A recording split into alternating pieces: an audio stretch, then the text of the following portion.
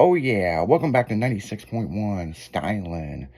It's saddle up time, people. Drop those tailgates and grab a cold beer and sit back and relax. It's 9 o'clock.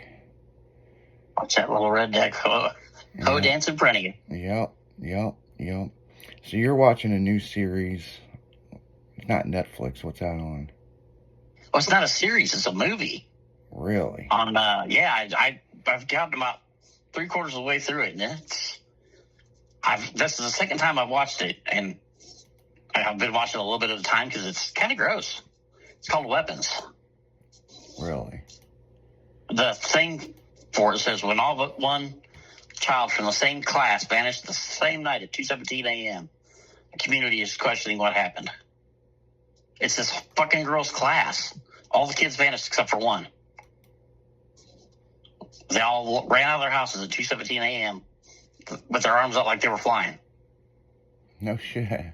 Yeah, it just keeps getting weirder and weirder, and I keep having to shut it off because there's some weird shit in it. Yeah, you were talking about somebody attacking somebody with a potato peeler or something. I was like...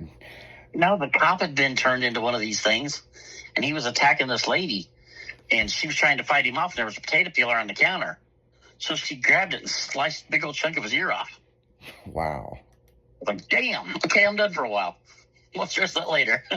Yeah, no kidding. Made my ear hurt and everything. I was like, damn. Made my ear hurt and everything. That's some funny shit.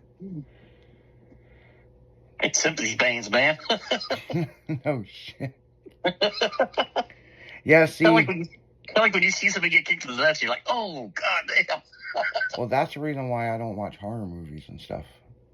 I love horror movies, but every once in a while I gotta take a break for a minute.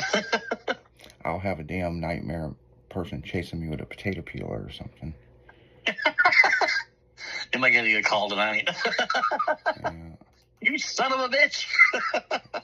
Give me a call at 3 a.m. 3 o'clock in the morning. Yeah. You were talking about that damn show and I had a nightmare, you asshole. Fuck me for life. I usually don't have nightmares unless I'm, if I take NyQuil. You know, and it's interesting you say that because I've heard other people say that, like, if they take NyQuil, it puts them in this weird trance. And yeah. I have these weird, messed up dreams, people trying to kill me and everything else by taking NyQuil. So I try to avoid it like the plague, but, a couple times a winter I have to take it. Yeah, that's interesting. Interesting. No shit. Had a dream where one of my ex-girlfriend's mom was trying to kill me, and had a dream where some black guys were chasing me through Springfield on foot trying to kill me. Just all kinds of crazy shit. And it's always something different. It's always a whole different scenario every time. I don't know. Yeah, I mean... yeah, it happens. I mean... I figured maybe I got a guilty conscience or something in my sleep. No shit. Something from my past haunt me or some shit. I don't know. That is funny. They're coming to get you, man. They're coming to get you. Well, then I wake up and I'm like, why were they even chasing me? What did I do to them? I don't remember what I did. I don't remember what I did. I did something. Yeah. All I remember is they were chasing me, trying to kill me, and I don't remember what I did to piss them off. That's funny. Yeah, I'll finish that show up tonight when I get home after this. I've only got probably 15, 20 minutes of it left, but that's weird. Yeah, no kidding. The show's odd anyway. Sounds like it. It's called Weapons. Mm-hmm. Did you ever watch Ozark? Yeah, oh yeah. That wasn't filmed in the Ozarks? No.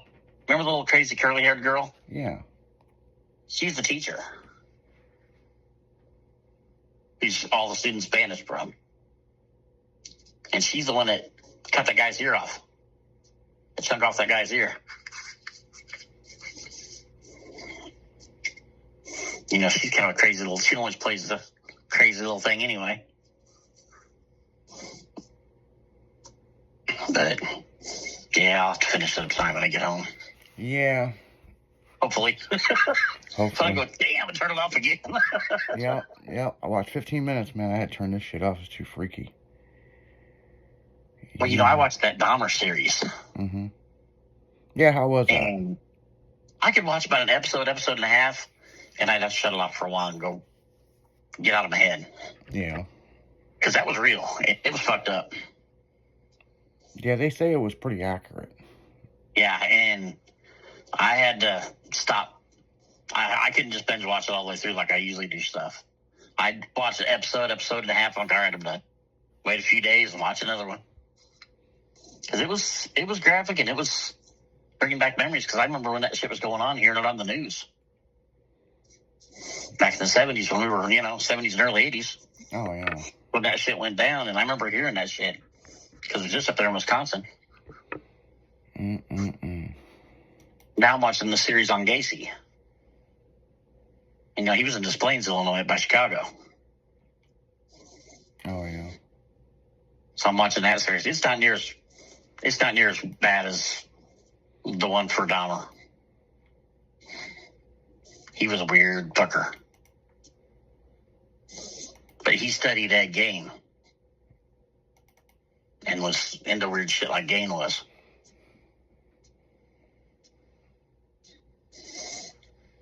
He was gay, and he would find him a date, then he would kill him before he had sex with him. Mm-hmm. Then he'd cut him up and leave him in his house and eat off of him. It was weird. Oh, saved going to the grocery store. Yeah. But still, I mean... Oh, dude, there was a meme last night on Facebook. I should have shared it with you. It showed a picture of Dahmer. Mm-hmm. And it says, when your EBT runs out, remember, we still have each other. I was like, oh, damn. That is some funny ass shit. I was like, wow, we need each other. So I wonder how that's going to work with the welfare right now. Like, I don't know. They get double next month? Somebody was saying that they're going to get a small amount this time. The other day. Like I heard that on like Monday or Tuesday that they were saying that you may get a small amount, but not your full amount. But who knows? Yeah. I mean, the people that need it sucks for. Yeah, and what really... But there's 80% of the fucking people don't really need it that are on it. Yeah. That's the problem. That is a huge problem. Yeah, it's just... It's kind of one of these things, I wish they could just get their shit right. Yeah. It is what it is. Yeah, pretty much. I mean, it's... Yeah, I don't know. I wish I could have a brand new house built for me and then pay my rent and utilities and give me perfect credit so I can go buy a brand new Cadillac. Well, that's what's going on in Springfield.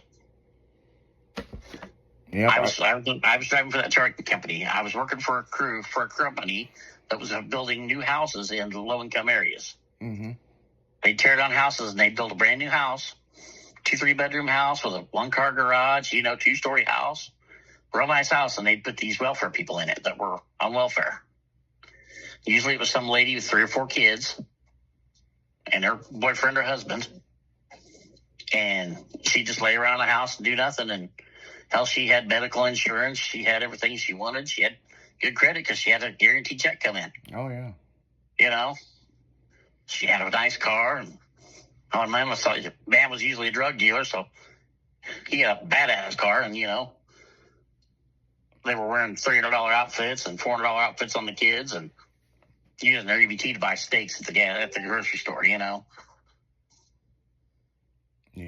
Yeah, and that's how that goes. I mean, people figure out how to work the system, and Yep. Hell, out where I live, you have to make quite a bit of money to live in my neighborhood, and right. Motherfuckers figured it out with like these Obama checks and different stuff. Yep. And because we're not HUD housing. You know what I'm saying? Right. and but they figured it out and got through the system. Oh yeah. They always find a way. Oh yeah, they do. And then I think it's funny because they'll, I moved into where I live in 2020. You know what I'm saying? Mm-hmm. And I've seen some interesting shit where these motherfuckers are using government money and this, and this, and they'll live out there for like a couple of months, and then all of a sudden it's like they can't afford it and they'll bounce. And, yeah. It's like, I get it. I mean, to a certain extent. Yeah. They live there long enough to tear it up and cause a lot of problems, and then fucking leave. I used to work for a guy that rented houses. He was a property manager, He owned all these houses and rented them out. Well, they're mostly in the hood in Springfield. Then people rent for 4 or 5 months, need to get them kicked out because they'd pay the first month's rent and then they'd live there for 3 or 4 months free, Yeah. Until they got kicked out. Yeah, well, I think it's interesting. I mean, there's problems everywhere in the world, but like, oh yeah, my ex left St. Louis, moved to Springfield for work. She works from Springfield to Joliet and back and forth at 2 different universities. Right. And she bitches about St. Louis and all the crime and all the other shit. And man, it's just as bad there than anywhere. Yeah, just not as many people, but the same crimes are happening there as any place else. Yeah. I mean, I think no matter where you go, unless it's Wyoming or something, you know what I'm saying? I mean, right. There's crime everywhere, but man, some of the fucking shit, like, you want to bitch about St. Louis, but damn, the only difference is the traffic, you know what I'm saying? Right. Every hood got their own problems, man. Every hood got their own problems. Oh yeah. It used to be funny because my boss had me show a house to somebody. Mm-hmm. I got this gal coming by to look at this house at such and such time. Could you meet her? Yeah, sure. Okay, read her and tell me how she is. So I had this lady come by one day, and she showed up in her best Walmart dress. Mm-hmm. Little white girl in her best Walmart dress, trying not to talk with that accent.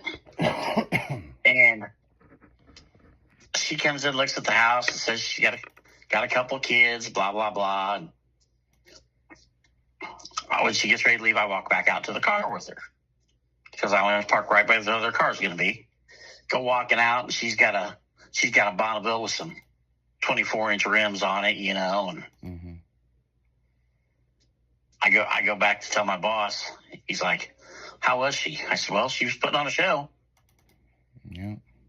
I said, kids weren't present, and she was trying not to talk with her accent, and she had big wheels on her car. And he's like, typical hood. I said, yeah, typical hood. I said, she's trying to act all high and mighty, and yeah. And she stayed 3 months and tore the house up. Yeah, and that's what happened. It's typical.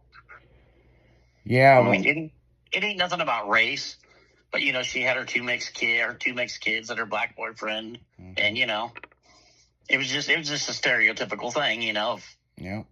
In the hood. Yeah, and it's like out where I live, they'll get these motherfuckers in there and they'll put on a show and all that, but the parents can pass the background check, but they can't. The problem that we're having right now is their kids. You can't do a background check on the kids, and right. The kids are out stealing fucking Kias and all kinds of other shit. See, that's the thing. Is these little white girls that come in, the fresh mommy's house. Only been out a few years, and they could pass a background check and all that. Mm-hmm. Got a couple young kids, and that's what they'd do. They'd come in and pass the background check and get the place, and then they'd have parties there every night, and Yeah, it's just how it is in this world. I mean, it's just that's how they get by. But on that note, we're gonna get by, and we're gonna get right back into the country music and back into the hip hop. So, yep. You're listening to 96.1 Stylant FM radio. Saddle up, motherfuckers. Be right back.